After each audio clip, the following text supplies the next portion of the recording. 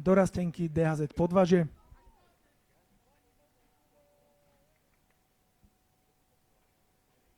Ale musíte povzbudzovať, keď ste v prvom rade. Až také ticho na trati. Dievčatá z Podvažia majú ale všetko pozapájané, takže už ide aj vodička dopredu.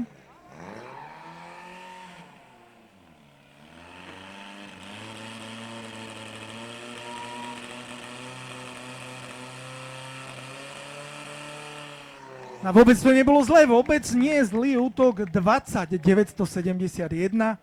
Bolo to také na istotu, čo si budeme na to, že mali dievčatá všetko pozapájané, mali to rozbaliť.